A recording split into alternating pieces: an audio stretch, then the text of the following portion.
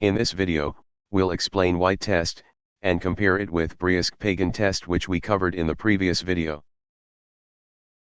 Both are statistical tools used to detect heteroskedasticity in regression models. We'll compare two simple OLS regressions, one homoskedastic and one heteroskedastic. From each regression, we collect fitted values and residuals, labeled homofit and homoresid, and heterofit and heteroresid.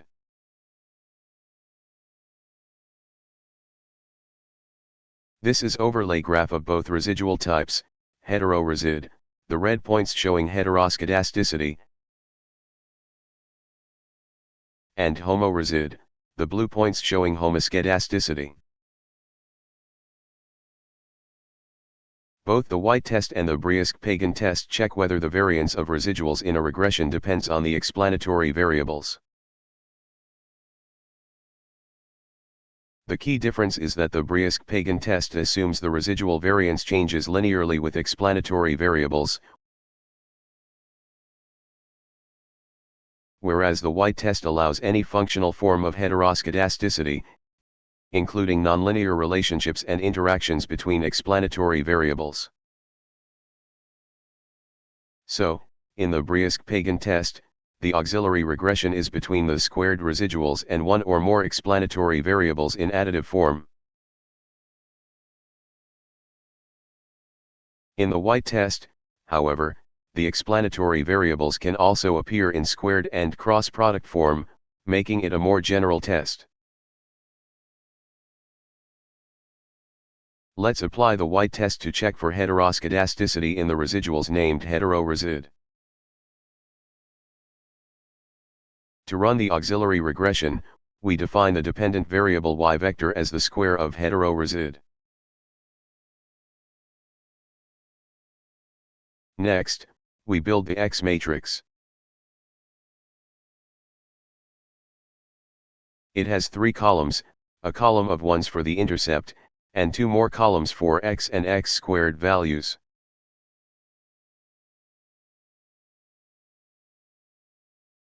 Now, we input the matrix formula to estimate the beta vector. We'll need the coefficient of determination from this auxiliary regression to compute the Y test statistic. So, we calculate the residual sum of squares and the total sum of squares.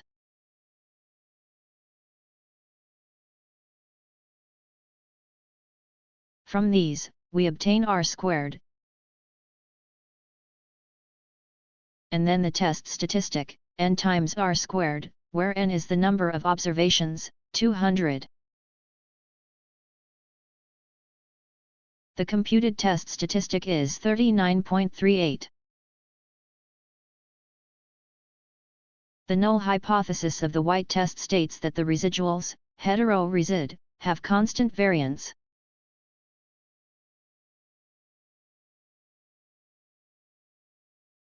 We'll now check whether to reject this hypothesis.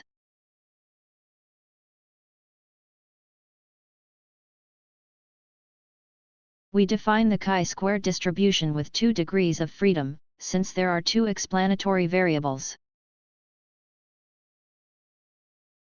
Observe the graph of this distribution carefully. Our calculated test statistic lies in the right tail.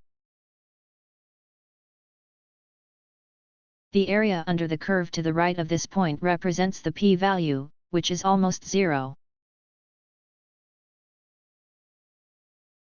This is confirmed by the Mathematica output.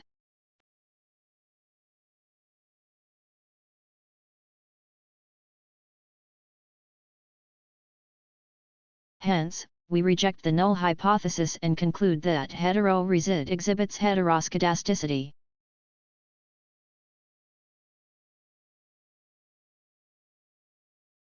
Now, let's turn to the residuals named homoresid, and apply the Y test to check for homoskedasticity.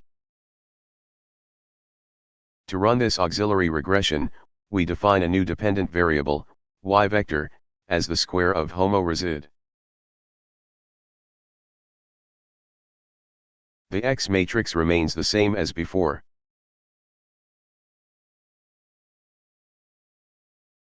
Next, we input the matrix formula to estimate the new beta vector.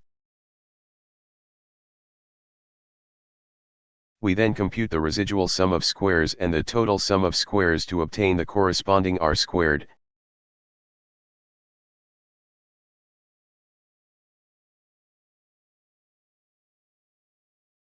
And finally, the test statistic, n times r squared.